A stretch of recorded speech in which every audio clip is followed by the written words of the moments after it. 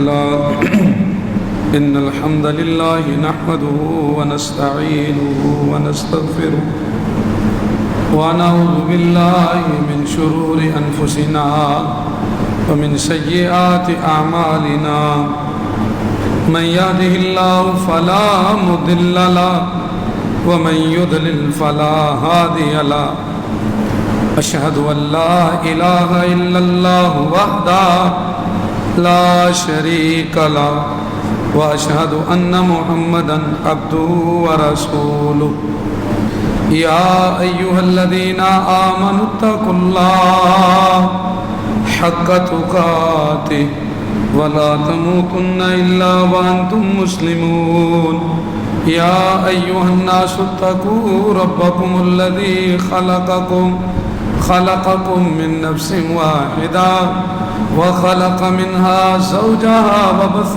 منهما رجالا كثيرا ونساء واتقوا الله الذي تساءلون به والأرحام إن الله كان عليكم رقيبا يا أيها الذين آمنوا اتقوا الله وقولوا قولا سديدا يصلح لكم أعمالكم ويغفر لكم ذنوبكم ومن يطع الله ورسوله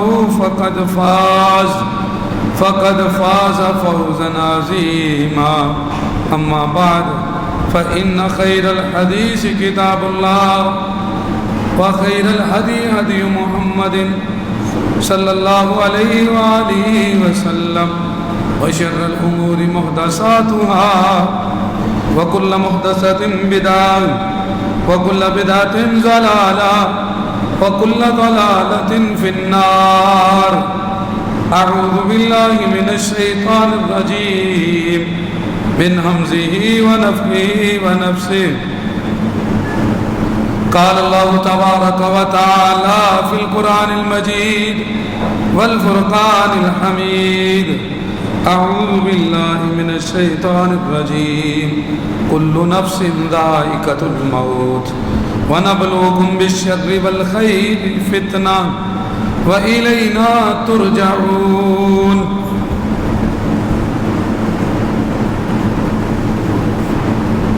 السلام علیکم ورحمۃ اللہ وبرکاتہ۔ محترم بھائیوں، قابل احترام ساتھیوں، بزرگوں، عزیز طالب علموں اور قابل احترام میری ماؤں بہنوں،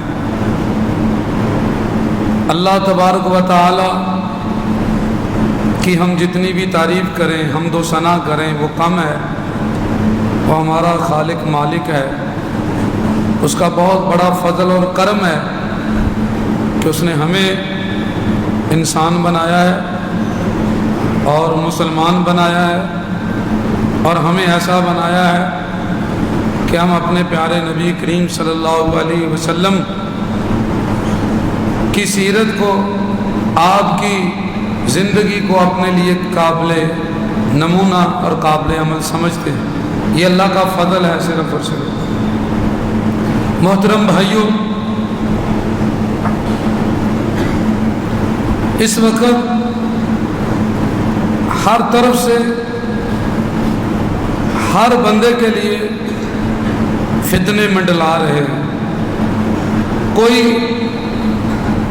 کسی بھی فرقے، مذہب، مسلک سے تعلق رکھتا ہے، یا کوئی کسی بھی عمر کا ہے، یا کوئی کسی بھی مسلک سے تعلق رکھتا ہے، فتنے جو ہیں وہ گھیر رہے ہیں، کیونکہ نبی کریم صلی اللہ علیہ وسلم نے یہ پیشین گوئی کی تھی کہ قرب قیامت فتنے زیادہ ہوں گے،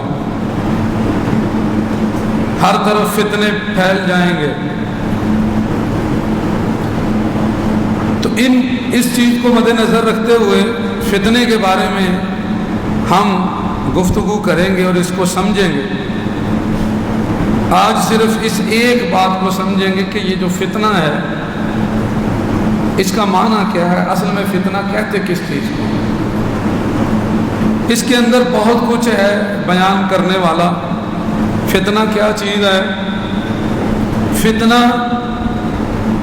اور آزمائش کس کس کو آتی ہے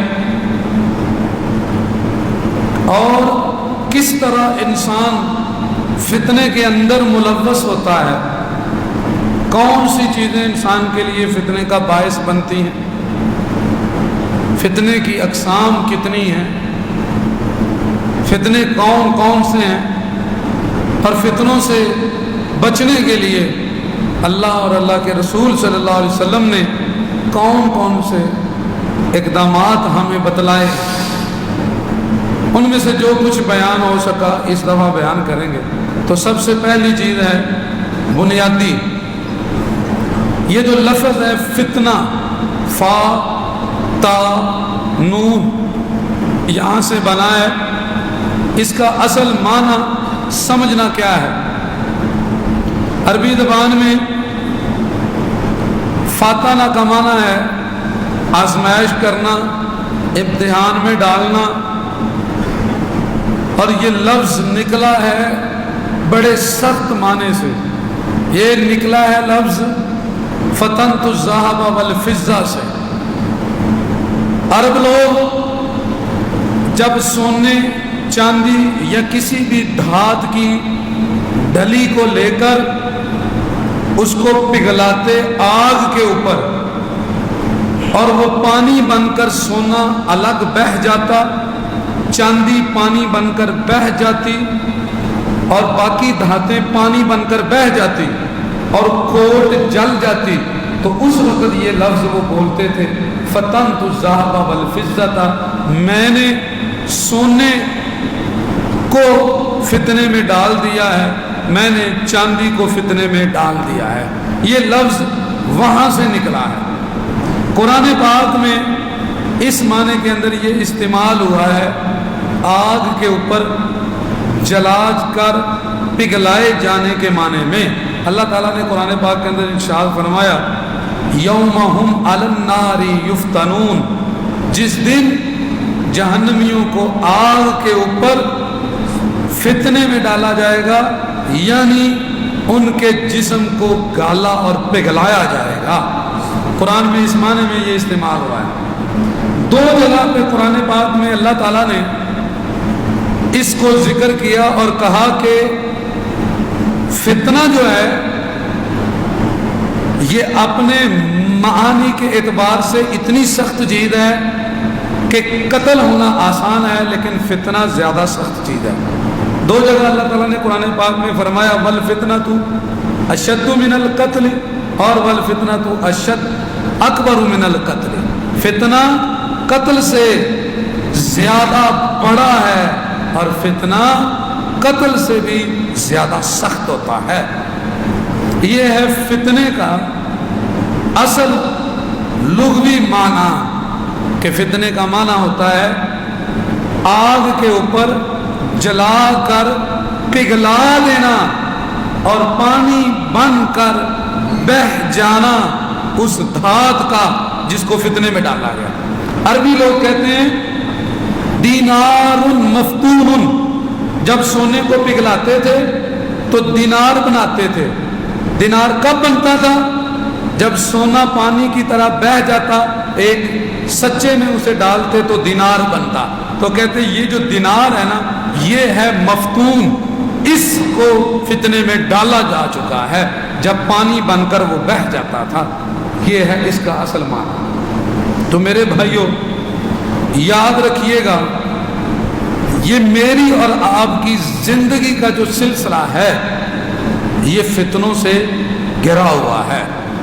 کوئی بندہ ایسا نہیں جو کسی نہ کسی طرح کسی نہ کسی فتنے میں مبتلا نہ ہو، یہ ہو نہیں سکتا۔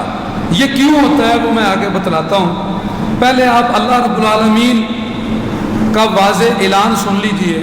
اللہ تعالیٰ نے فرمایا سورۃ ملک میں الذی خلق الموت والحیات لیبلوکم ایکم احسن عملا، اللہ تعالیٰ فرماتے ہیں میں نے زندگی سے موت تک کا یہ سلسلہ اسی لیے بنایا ہے کہ میں آزماؤں، میں فتنے میں ڈال کے دیکھ سکوں کون ہے اچھے عمل کرنے والا، کیونکہ جنت بڑی قیمتی ہے، اس کی قیمت ادا کرنے کے قابل کون سا جسم ہے. اس لیے میں نے زندگی میں یہ آزمائش کا سلسلہ بنایا ہے تاکہ جنت مل سکے اور وہ قیمتی چیز آپ کو دی جائے. دوسری جگہ اللہ تعالیٰ نے قرآن پاک میں ذکر کیا سورۃ ہود کے اندر، وَهُوَ الَّذِي خَلَقَ السَّمَاوَاتِ وَالْأَرْضَ فِي سِتَّةِ أَيَّامٍ وَكَانَ عَرْشُهُ عَلَى الْمَاءِ. اللہ وہ ہے جس نے آسمان و زمین کو 6 دنوں کے اندر 6 دنوں میں بنا دیا. اس کا عرش پانی پر تھا. کیوں بنایا؟ لِيَبْلُوَكُمْ أَيُّكُمْ أَحْسَنُ عَمَلًا. پہلی آیت میں اللہ تعالیٰ نے ہماری پیدائش کا مطلب اور مقصد ذکر کیا. ہمیں پیدا کرنے کا مطلب بھی یہ ہے کہ وہ ہمیں پرکھے کون اچھا ہے اور کون برا ہے، کون جنت میں رہنے کا حقدار ہے اور کون نہیں ہے. دوسری آیت میں بھی یہ ہے، اللہ فرماتے ہیں یہ کائنات کا سلسلہ میں نے تمہیں آزمانے کے لیے بنایا ہے. یہ دنیا ہماری آزمائش اور فتنے کے لیے ہے. تیسری جگہ فرمایا ہے قرآن پاک میں، اس دنیا میں اس پر جو کچھ ہے وہ سب بھی تمہارے فتنے کے لیے ہے.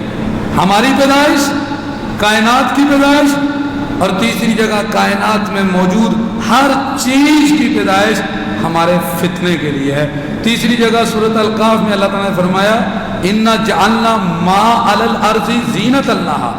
ہم نے دنیا میں جو کچھ رکھا ہے وہ اس زمین کی خوبصورتی تو ہے، لیکن لِنَبْلُوَهُمْ أَيُّهُمْ أَحْسَنُ عَمَلًا، وہ تمہارے فتنے کا باعث بھی ہے. دنیا میں یہ خوبصورتی ہے لیکن تمہارے لیے فتنہ بھی ہے. تو اللہ تعالیٰ نے ہمیں بنایا، کائنات کو بنایا، اور کائنات میں جو کچھ بنایا ہے ہمارے فتنے اور آزمائش کے لیے نہیں اترتے. اللہ تعالیٰ نے یہ واضح بات کی ہوئی ہے. اور میرے بھائیوں یاد رکھنا، فتنہ جو ہے وہ صرف کافر پہ نہیں آتا. عام طور پر سندھ سرحد میں سیلاب آ جاتا ہے یا باقی علاقوں پہ تو لوگ پوسٹ کرنا شروع کر دیتے ہیں، اپنے اعمال کی وجہ سے بربادیاں تھیں. وہ لوگ جن کو کبھی کبھی کھانا ملتا ہے ان پر تو اپنے اعمال کی بربادیاں آ گئی، تو اس کا مطلب ہم سب جو ہیں وہ صحیح بیٹھے ہوئے، ایسا نہیں ہے. یا کہیں اگر زلزلہ آ جاتا ہے تو ہم فوراً یہ سمجھتے ہیں کہ شاید وہ جہاں پہ زلزلہ آیا ہے وہ بہت برے لوگ ہیں اور ہم صحیح ہیں جو بچے ہوئے ہیں. ایسا نہیں ہے.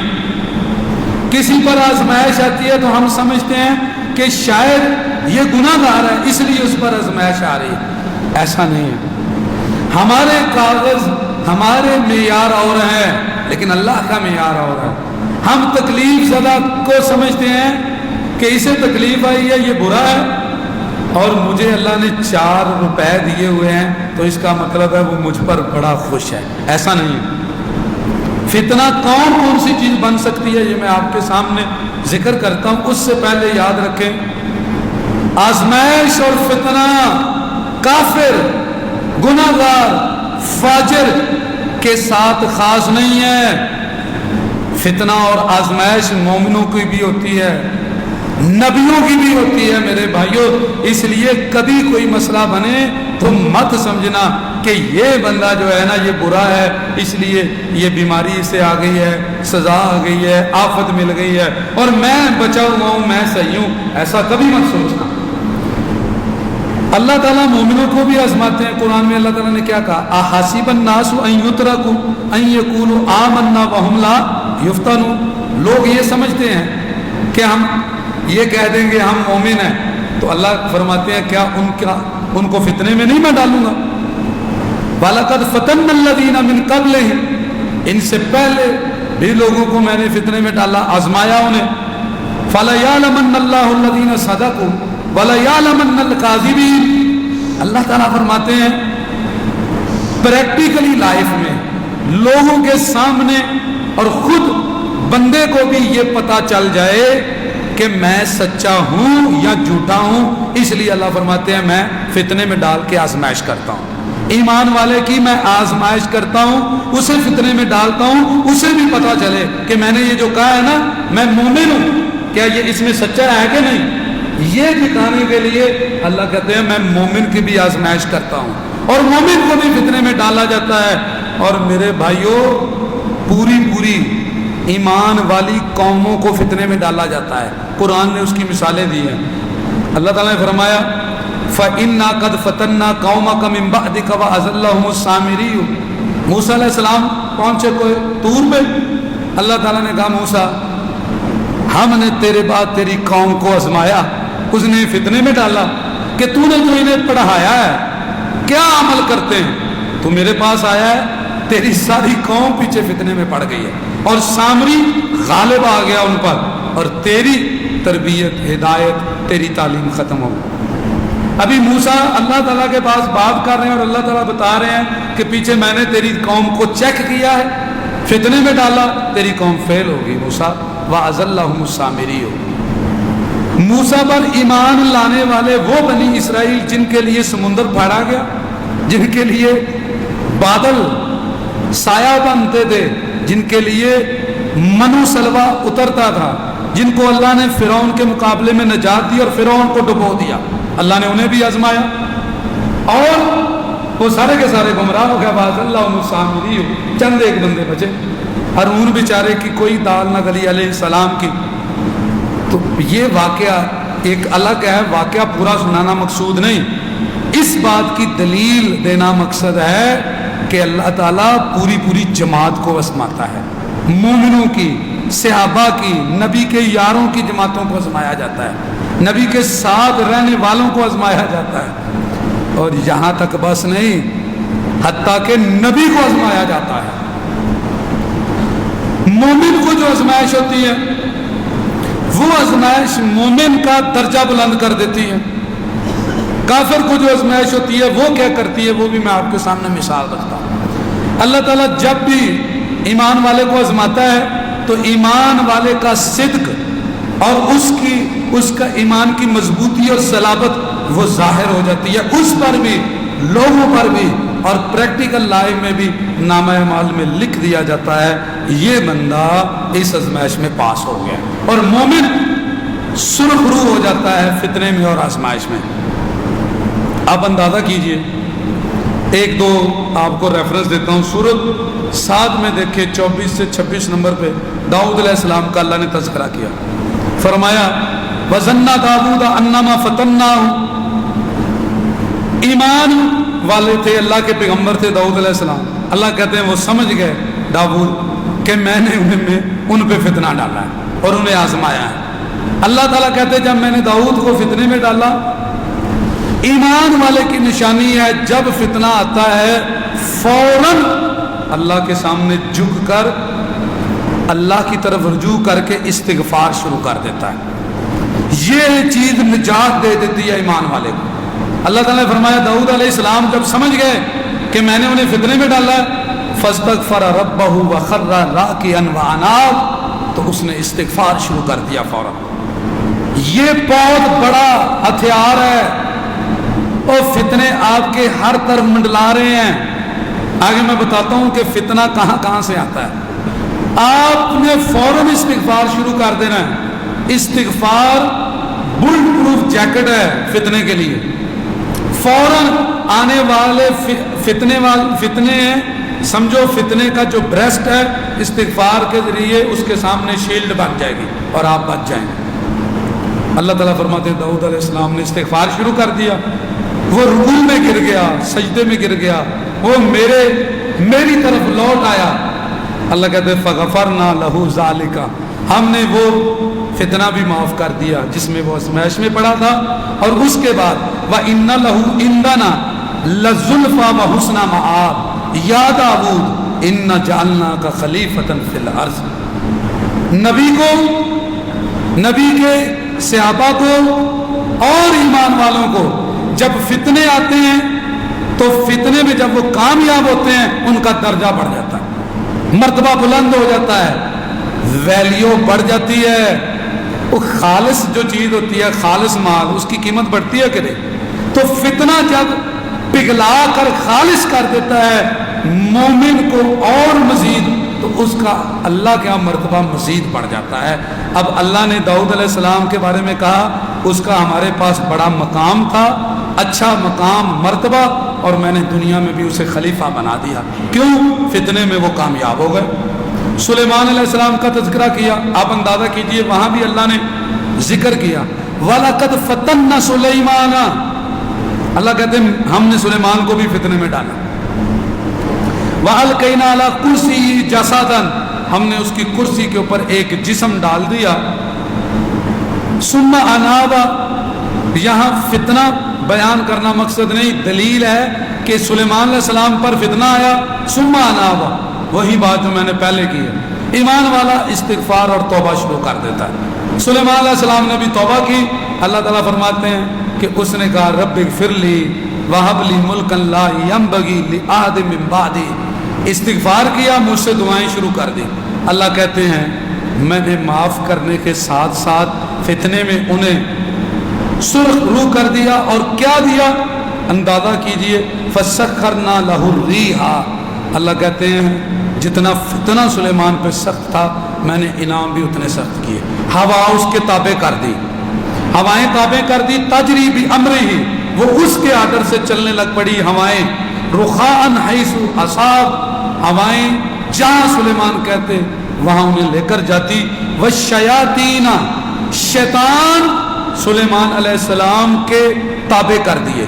کل بناء وغواص، بڑی بڑی عمارتیں بنانے والے، سمندروں کی تہ کے اندر جا کے ہیرے موتی جوہرات نکالنے والے، اللہ تعالیٰ نے فرمایا میں نے وہ بھی سلیمان کو دے دیے۔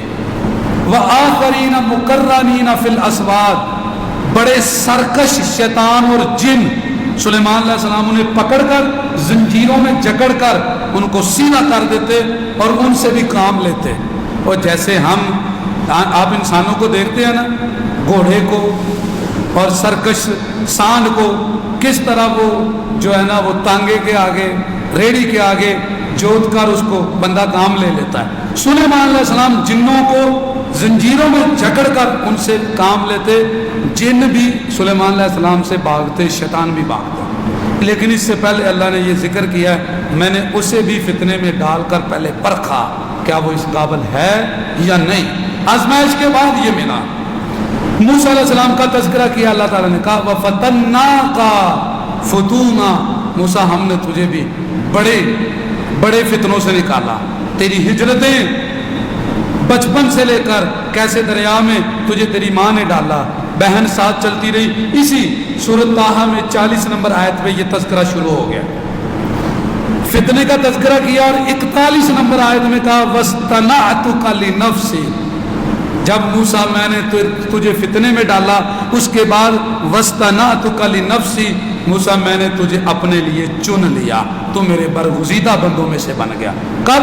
جب تجھے فتنے میں ڈالا گیا۔ یہ میں دلائل آپ کے سامنے رکھ رہا ہوں، فتنہ، آزمائش یہ صرف گناہگار کی نہیں ہوتی، فتنہ اور آزمائش مومن کی بھی ہوتی ہے۔ پیغمبروں کو نہیں چھوڑا گیا، پیغمبروں کے تیار کردہ اصحاب کو نہیں چھوڑا گیا۔ میں اور آپ کس بات کی مولی ہیں؟ پوری قوم کو اللہ نے آزمایا، اللہ تعالیٰ نے ہر طرح سے اپنے پیغمبروں کو آزمایا۔ یاد رکھیے جد الانبیاء ابراہیم علیہ السلام کا تذکرہ میں نے آپ کے سامنے رکھا تھا، ساری زندگی فتنوں میں گزری، ان کی آزمائشوں میں۔ محمد رسول اللہ صلی اللہ علیہ وسلم کو دیکھ لیجیے، آپ کی زندگی کی آزمائشیں اور فتنے دیکھ لیں کیسے گزرے۔ یہ ایمان کے منافی نہیں ہے، فتنہ نیگیٹو نہیں ہے، یہ ڈیپینڈ کرتا ہے میرے اور آپ کے عمل اور رد عمل کے اوپر، کیا ہم اسے نیگیٹو بناتے ہیں اپنے لیے یا پوزیٹو بناتے ہیں۔ یہ ڈیپینڈ کرتا ہے، وہ کم ہیں جنہیں تڑپنے میں ملتی ہے لذت، وہ کم ہیں جنہیں تڑپنے میں ملتی ہے لذت، یوں تیری محبت کے قائل تو بہت ہیں۔ دعوے بہت لوگ کرتے ہیں لیکن ایسے لوگ بہت کم ہوتے ہیں جو فتنے کو بھی اپنے لیے پوزیٹو بنا لیتے ہیں اور اس سے بھی کامیابی حاصل کر لیتے ہیں۔ یہ شیوا انبیاء کا ہے۔ पैगंबरों का, नेगेटिव को पॉजिटिव बना देना, आने वाली मुसीबत को अपने लिए खैर बना लेना, और हर परेशानी, मुसीबत और फितने में खैर का पहलू तलाश करना कि इसमें खैर क्या हो सकती है। तो मेरे भाइयों याद रखना, फितना कभी भी गुनाहगार के साथ खास नहीं है। फितना जो है ना ही वो ईमान के साथ खास है। फितना तो उतना बढ़ जाता है बंदे का जितना बंदे का गुनाह बढ़ता है या जितनी बंदे की इज्जत और मकाम बढ़ता है। जितनी सजा, उसने जितना गुनाह किया है फिर भी उसे सजा ज्यादा मिलेगी, और अगर मर्तबा बहुत पाया है फिर भी फितना बड़ा ही होगा। दोनों सूरतों में भट्टी से गुजरना पड़ेगा। अगर अपनी वैल्यू बनानी है फिर भी जैसे सोना चांदी पिघलता है उसे पिघल कर मर के उसे जीना पड़ेगा इस कायनात के कैद खाने में और जिंदगी में। ये अंबिया का शेवा है। बुलंद मकाम के लिए उसे बड़े से बड़े फितने से गुजरना पड़ेगा। ये मेरी बात नहीं है, मैं आपके सामने एक हदीस रखता हूँ।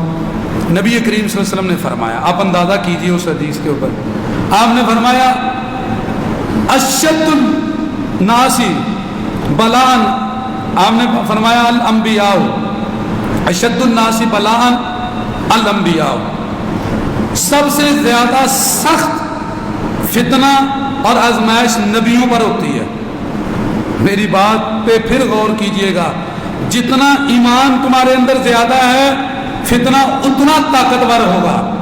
इसी तरह जितना गुनाह ज्यादा है फितना उतना ताकतवर होगा। फितना हमेशा आपकी वैल्यू बहुत बढ़ाने के लिए पॉजिटिव भी हो सकता है या आपको बड़ी सजा देने के लिए नेगेटिव भी हो सकता है। इसलिए इसका ताल्लुक जो है वो अब हमने कैसे इसको अपने हक में करना है, ये खेल है हमारे सेंस और समझ की। अल्लाह की मदद के साथ हमने कैसे निकलना है, ये हमारा काम है। आपने फरमाया सबसे ज्यादा सख्त फितना और आजमाइश नबी की है, सुम्मल अमसल, फिर उसके बाद जो नबी से कम है ईमान में उसकी सबसे बड़ी आजमाइश है। सुम्मल अमसल, फिर नबियों के बाद, फिर उसके बाद जो कम है ईमान में उसकी। जितना ईमान में बंदा कम होता चला जाएगा उतना उसका फितना और आजमाइश कम होता चला जाएगा। जितना ईमान बढ़ता चला जाएगा उतना फितना और आजमाइश बढ़ता चला जाएगा। ये जो हदीस है ये ताल्लुक रख रही है किसके ऊपर? वैल्यू बढ़ाने के ऊपर। जब ईमान वाले को ज्यादा मुकाम चाहिए तो उसे बड़े से बड़े फितनों का सामना करना पड़ता है, बड़ी से बड़ी आजमाइश, कड़े से कड़े इम्तिहान में से गुजरना पड़ता है। फिर जाके सोना नहीं वो कुंदन बन जाता है, फिर वो कुंदन बनता है, फिर वो ऐसा बन जाता है कि उसका दिल भी रोशन हो जाता है, आंखें भी मुनव्वर हो जाती हैं, दिमाग भी रोशन हो जाता है। हर आने वाले फितने को वो फौरन पहचान लेता है कि ये तो फितना है। ये आजमाइश यहाँ तक पहुँचने के लिए नबी सल्लल्लाहु अलैहि वसल्लम ने फरमाया युब्तल रजुलु अला हस्ब दीनिही, बंदा दीन के मुताबिक आजमाया जाता है। अगर उसके दीन में मजबूती होगी फितना सख्त होगा, अगर उसका दीन कमजोर होगा फितना और आजमाइश कमजोर होगी। तो ये है मोमिनों की आजमाइश। काफिरों की भी आजमाइश होती है। अल्लाह ताला ने कुरान पाक में जिक्र किया है सूरत तौबा में आयत नंबर 136। ये सूरत तौबा है और गुनाहगार का फितना भी इसी वजह से होता है कि वो तौबा कर ले। ये सूरत तौबा में अल्लाह ने तौबा के माने में जिक्र किया हुआ है। कहा अवला यरौना अन्नहुम युफ्तनूना फी कुल्लि आमिन मर्रतन औ मर्रतैन सुम्मा ला यतूबून वला हुम यज़क्करून। अल्लाह फरमाते मैं गुनाहगारों को भी फितने में डालता हूँ ताकि वो तौबा कर लें, वो मेरी तरफ वापस आ जाएं। तो ये मैंने आपके सामने दो तरह के दलाइल रखे। फितना मोमिन को भी आता है और जितना मकाम आला है फितना और आजमाइश उतनी आला, उतनी बड़ी आजमाइश, उतना बड़ा फितना आएगा, याद रखिएगा। इसी तरह काफिर को भी आता है, गुनाहगार को भी मिलता है फितना। अब अगली बात है, जब फितना हमारे अंदर सिरायत करता है तो वो कौन कौन से रास्ते हैं जिनसे फितना सिरायत करता है, याद रखें। اگر آپ باڈی کی اپنی حفاظت کریں گے تو وہ چیزیں ہیں جو جن کی آپ کو حفاظت کرنی پڑے گی. سب سے پہلی چیز ہے اللہ تعالیٰ نے قرآن پاک کے اندر نفس کا ذکر کیا ہے. کہا وَنَفْسٍ وَمَا سَوَّاهَا فَأَلْهَمَهَا فُجُورَهَا وَتَقْوَاهَا قَدْ أَفْلَحَ مَنْ زَكَّاهَا وَقَدْ خَابَ مَنْ دَسَّاهَا. میرے اور آپ کے نفس کے اندر فتنے کو پکڑنے اور فتنے کو قبول کرنے کی طاقت رکھی گئی ہے. ہمارے نفس کے اندر اللہ تعالیٰ نے ذکر کیا ہے کہ جب جنتی جہنمیوں کو پوچھیں گے بتاؤ تم جہنم میں کیسے آئے, تو وہ عذر کرنے لگیں گے نا, تو وہاں پر وہ کہیں گے قالوا بلا ولکنکم فتنتم انفسکم, وہ کہیں گے عذر نہ بیان کرو, حقیقت یہ ہے کہ تم نے خود اپنے نفسوں کو فتنے میں ڈالا ہے, تم اندر سے برے تھے, لوگوں پہ الزام مت لگاؤ. آج ہم جتنے بھی الزام لگاتے ہیں آپ اس پہ غور کر کے دیکھیں, اس میں ہمارا بھی ہاتھ ہوتا ہے. ہمارے اندر ہمارے نفس میں بھی کچھ نہ کچھ اس کے اندر برائی ہوتی ہے, تبھی ہم اس فتنے کا شکار بنتے ہیں اور ہم اس میں پڑ جاتے ہیں. اللہ تعالیٰ نے فرمایا قرآن پاک میں سورۃ قاف میں, قاف والقرآن المجید کے اندر وَلَقَدْ خَلَقْنَا الْإِنسَانَ وَنَعْلَمُ مَا تُوَسْوِسُ بِهِ نَفْسُهُ. اللہ کہتے ہیں ہم نے تمہیں پیدا کیا ہے اور ہمیں یہ بھی پتا ہے کہ تمہارا نفس تمہیں وسوسوں اور فتنوں میں ڈالتا ہے. اللہ کہتے ہیں ہمیں پتا ہے نفس میں فتنہ ہوتا ہے. جتنا مرضی بندہ نیک ہے صالح ہے, وہ چلا جا رہا بازار کے اندر, وہ برہنہ عورت کو دیکھے گا, اگر وہ اپنی نظر نہیں ہٹائے گا اس کے نفس کے اندر برائی پیدا ہوگی. یاد رکھنا خود اس کو اپنی نگاہ پیچھے کرنی پڑے گی. اگر وہ کہے کہ میں دیکھتا رہوں گا میں بڑا نیک ہوں, یہ اس کی خام خیالی ہے. ایک نظر کے بعد دوسری نظر اسے گناہ کی طرف لے جائے گا. جتنا مرضی نیک ہے, ایک دفعہ وہ بیٹھ جائے گا, ایک دفعہ وہ کہے گا چلو کوئی بات نہیں, جو ہے وہ نماز تھوڑی سی لیٹ ہوئی ہے, وہ آہستہ آہستہ سستی ہوگی, آہستہ آہستہ لیٹ ہوگی, پھر جماعتیں جائیں گی, پھر آہستہ آہستہ نماز چلی جائے گی. وہ بیٹھے گا لوگوں کے ساتھ, سگریٹ پانی شراب, آہستہ آہستہ وہ گناہ میں پڑ جائے گا. اندر انسان کے دل سے ذرہ ذرہ بات چلتی ہے. تو سب سے پہلی چیز ہے بندے کا نفس, یہ پوری باڈی, بندے کا خود اپنا نفس جس میں دل نہیں, آنکھ کان زبان پورا جسم شامل ہے.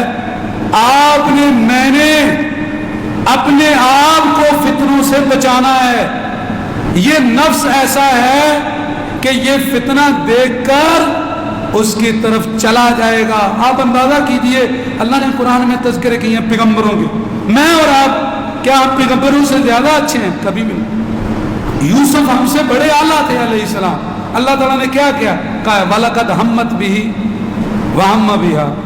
ان دونوں نے ایک دوسرے کا ارادہ کر لیا تھا. اگر خدا کی دلیل نہ وہ دیکھتا.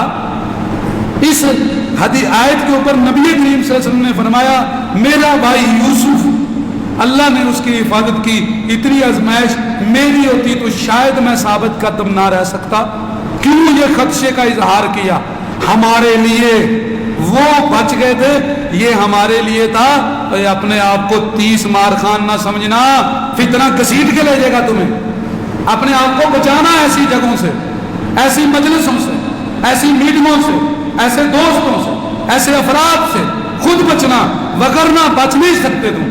جہاں پیغمبر جو ہیں وہ عاجزی کا اظہار کر رہے ہیں, جہاں اللہ فرما رہے ہیں کہ میری طرف سے براہین نہ ہوتی تو وہ ایک دوسرے کا ارادہ کر لیتے, وہاں میں اور آپ کیسے بچ سکتے ہیں؟ سب سے پہلے اپنے آپ کو فتنوں سے دور رکھنا ہے, اور یہ نہیں کہنا کہ کوئی بات نہیں, میں جو ہے نا وہ بہت اچھا ہوں, مجھے کچھ نہیں ہوگا. دوسری بات یاد رکھیں, اس کے بعد اگلی بات, باڈی کو بھی بچانا ہے اور دل. آپ اپنے آپ کو بچا بھی لوگے, بیٹھے ہوئے آپ کے دل میں وسوسے پیدا ہوں گے. آپ کے دل میں گناہ کا وسوسہ آئے گا, آپ کے دل کے اندر فتنے میں ڈالنے والی باتیں ادھر اندر پیدا ہوں گی. لڑائی جھگڑا، یہ فتنے مختلف ہیں.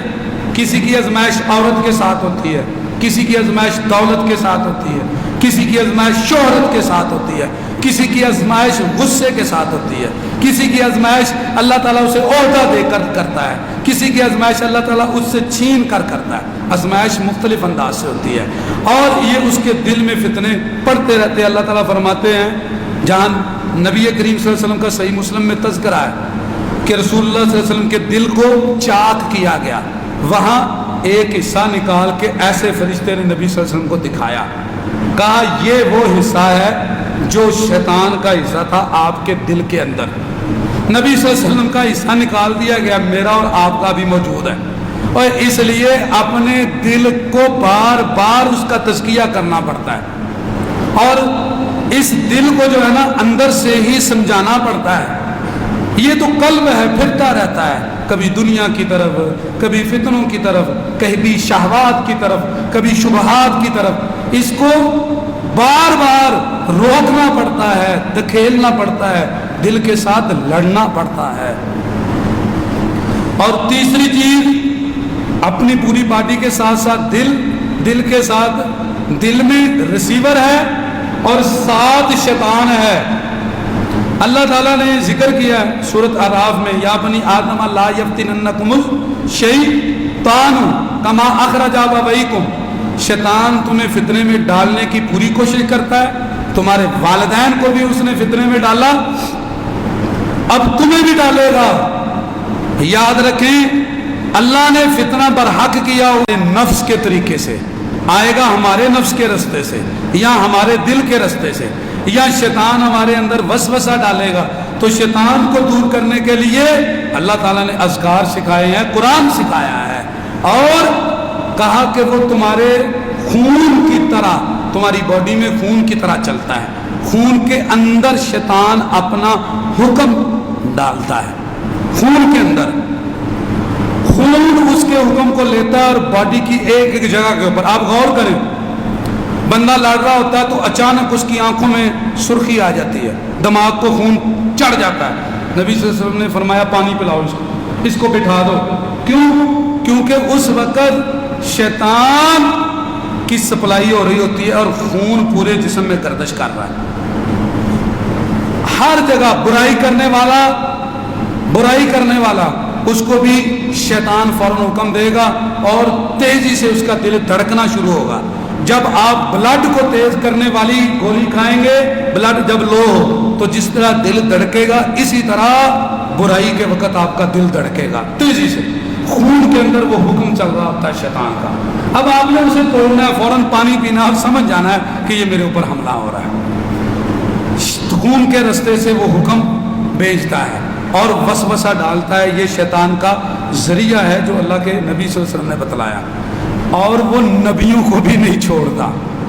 جو نبیوں کی وحی ہوتی ہے وہ محفوظ ہو جاتی ہے، لیکن جو رسول اور نبی کی خواہش ہے وہ اس کے اندر بھی اثر انداز ہو جاتا ہے.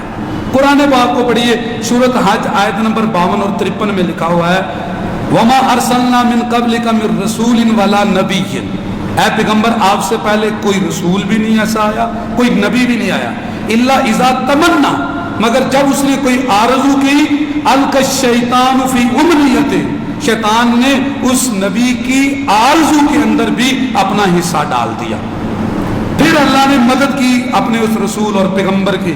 فَيَنْسَخُ اللَّهُ مَا يُلْقِي الشَّيْطَانُ، اللہ نے فوراً فرشتے کو اور اپنے سپر پاور کے ساتھ اللہ نے وہ دماغ سے جو خواہش تھی نبی کے شیطان نے ڈالی، اس کو فوراً نکال دیا اور باقی حق رہنے دیا. اس لیے نبیوں کی باتیں صرف حق کو تھی.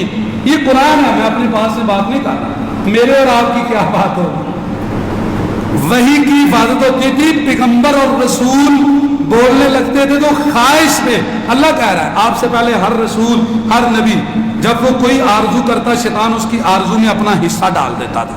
پھر اللہ اپنی پاور سے وہ شیطان کا حصہ باہر نکال دیتا. ما یلقی الشیطان ثم یحکم اللہ آیاتی، اور اللہ اپنے پیغمبر کی بات کو اور اپنی آیت کو مضبوط کر دیتا اور شیطان کا حصہ باہر نکال دیتا. یہاں تک شیطان کارگر ہوتا ہے. تو اس لیے آپ نے ایسے تمام ذرائع سے بچنا ہے۔ اگر آپ چاہتے ہیں کہ ہم فتنوں سے بچیں تو یاد رکھیے گا،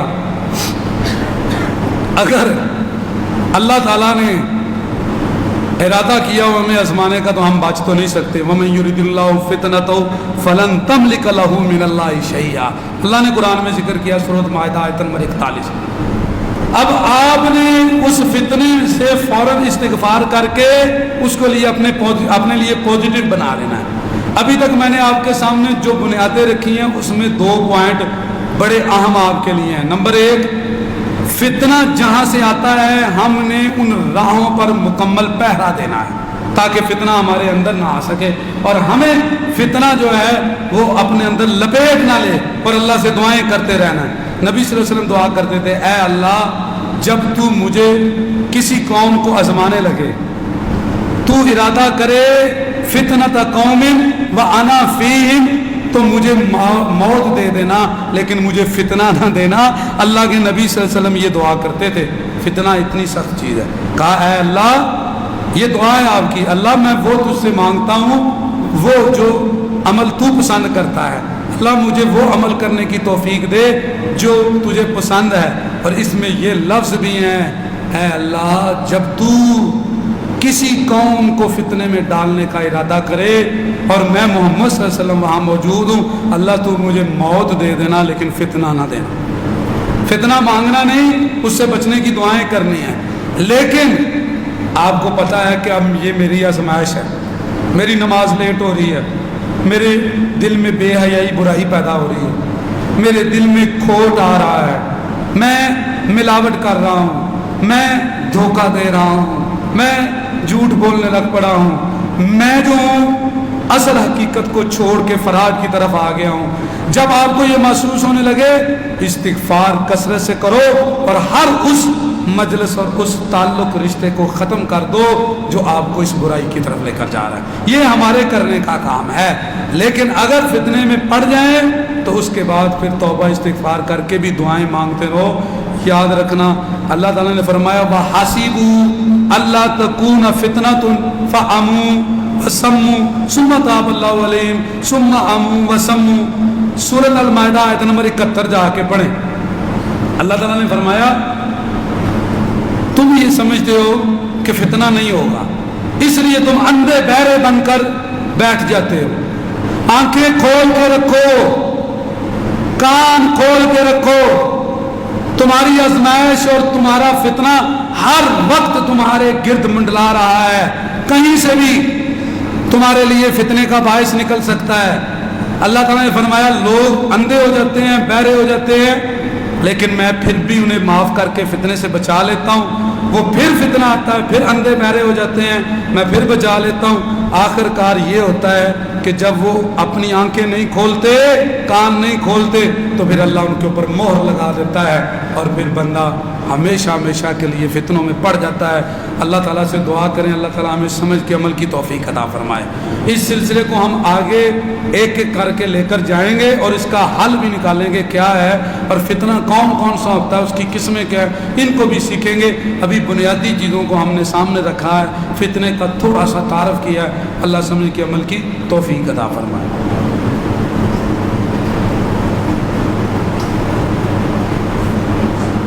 ان الحمد للہ نحمده ونستعینه ونستغفره ونعوذ باللہ من شرور انفسنا ومن سیئات اعمالنا من يهده الله فلا مضل له ومن يضلل فلا هادي له اشهد ان لا اله الا الله وحده لا شريك له واشهد ان محمدا عبده ورسوله يا ايها الذين امنوا اتقوا الله حق تقاته ولا تموتن الا وانتم مسلمون يا ايها الناس اتقوا ربكم الذي خلقكم من نفس واحده وخلق منها زوجها وبث منهما رجالا كثيرا ونساء واتقوا الله الذي تساءلون به والارحام ان الله كان عليكم رقيبا يا ايها الذين امنوا اتقوا الله وقولوا قولا سديدا يصلح لكم اعمالكم ويغفر لكم ذنوبكم ومن يطع الله ورسوله فقد فاز فوزا عظيما اما بعد فان خير الحديث كتاب الله وخير الهدي هدي محمد صلى الله عليه واله وسلم وشر الامور محدثاتها وكل محدثة بدعة وكل بدعة ضلالة وكل ضلالة في النار۔ محترم بھائیوں،